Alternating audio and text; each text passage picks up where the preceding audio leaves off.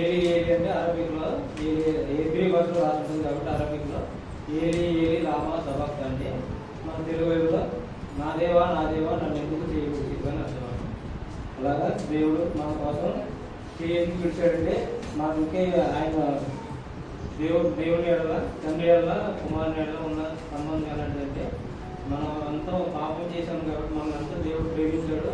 ఆ పాపం నుంచి వీళ్ళంతా విడిపించాలని కుమారుని ఈ భూమి మీద పంపించాడు. దాని నిమిత్తమే యేసుక్రీస్తు ప్రభు 33 సంవత్సరాలు సేవ నుంచి అదే తండ్రి చిత్తాన్ని నెరవేర్చాడు. ఆ సందర్భంలో పలికిన మాట నా దేవా నన్ను ఎందుకు ఎలా చేయవచ్చు. మాకు సువార్తలో ఉన్నదండి అదే మాట నా దేవా అని రాసింది. అందరి నిమిత్తమే దేవుడు వందనాలు. అదేవిధంగా మనం ఒక ఆడపడుచుని ఒక ఇంటికి కోడలుగా పంపిస్తాం. అదే తల్లిదండ్రులు విడిచి వెళ్ళాలి.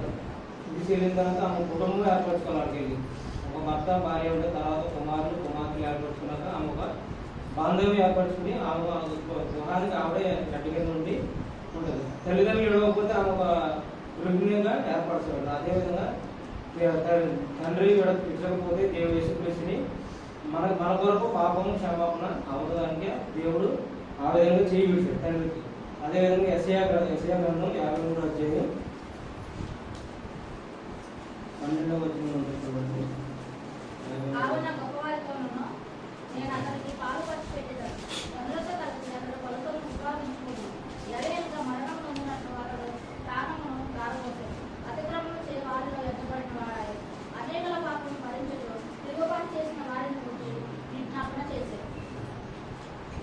అతని మీద అంటే అపరాధాలు బలి చేయగా తండ్రికి ఇష్టమైందంట. ఆయన నలగొట్టబడ్డం తండ్రికి ఇష్టం. ఎందుకు నలగొట్టబడ్డాడు? మన పాప క్షమాపణ వరకు ఆయన నలగొట్టబడ్డాడు. తండ్రికి ఇష్టం అనమాట. అందు గురించి భూమి మీద పంపించాడు. అదేవిధంగా 6వ వచనంలో ఏమంటుందంటే మనమందరం గొర్రెలే తాగుతాడు. మనలో ప్రతి వాడు తనకి ఇష్టమైన వరకు తొలగిను. యెహోవా మన అందరి దోషం అతని మీద పోగొట్టాడు. మనం అందరం గొర్రెలే తప్పి మన ఇష్టం వచ్చిన తోవ నడుస్తున్నాం కాబట్టి అదేవిధంగా మనం ఈ లోపల ఎన్నో సినిమాలు చూస్తాం, షికారులకు వెళ్తాం, అదేవిధంగా ఎన్నో పనులు చేస్తున్నాం. అవన్నింటినీ క్షమించి దేవుడికి అతని మీద మోపడం యెహోవా దేవుడికి ఇష్టమైంది. అందు గురించి యేసుక్రీస్తు ప్రభువుకి శిలువకు అప్పగించడానికి యెహోవాకి ఇష్టమైంది కనుక మన దోషంలోనే ఆయన మీద మోపడం అన్నమాట. అదేవిధంగా రోమపత్రిక 5వ అధ్యాయం 8వ వచనం. అయితే దేవుడు మన ఎడల తన ప్రేమను వెల్లడి పట్టుకున్నాడు. ఇట్లనగా మనమిద్దరం పాపులమై ఉండగానే క్రీస్తు మన కొరకు చనిపోయాడు. కాబట్టి ఆయన రక్తం వలన ఇప్పుడు నీతిమంతులుగా తీర్చబడి మరింత నిశ్చయముగా ఆయన ద్వారా ఉగ్రత నుండి రక్షించబడింది. అంటే మన పాప క్షమాపణ జరగాలి కాబట్టి యేసుక్రీస్తు ప్రభుని శిలువకు అప్పగించాడు దేవుడు. అందుగురించి మన పాపములన్నీ శిలువలో మా పాప క్షమాపణ జరిగాయని దేవుడి వాక్యం ద్వారా మనకు తెలియజేస్తున్నాడు. మనం ఇంకా పాపం బయటగాలంటే పాపంలో యేసుక్రీస్తు ప్రభుకి కాలంలోనే చనిపోయాడు. అదేవిధంగా ఎఫెసీయులకు రాసిన పత్రిక 1వ అధ్యాయం 7వ వచనం. దేవుని కృప మహేశ్వరం బట్టి ఆ ప్రణీయందు ఆయన రక్తం వలన మనకు విమోచన అనగా మన అపరాధములకు క్షమాపణ మనకు కలిగి ఉన్నది. కాలము సంపూర్ణమైన అంటే మనకి రక్తం వల్ల అంటే పాప విమోచన జరుగుతుందని దేవుని కృప ఐశ్వర్యం బట్టి ఆయన ప్రియకుమారుని రక్తం ద్వారా మన పాప విమోచన జరగాలని దేవుడికి ఇష్టమైంది. తండ్రి దేవుడు అనారోగ్య రోగంలో ఉన్నాము. అప్పుడు ఆయన కుమారుడు యేసుక్రీస్తు రక్తం ప్రతి పాపం నుండి మనం రక్షించి పవిత్రంగా చేయండి.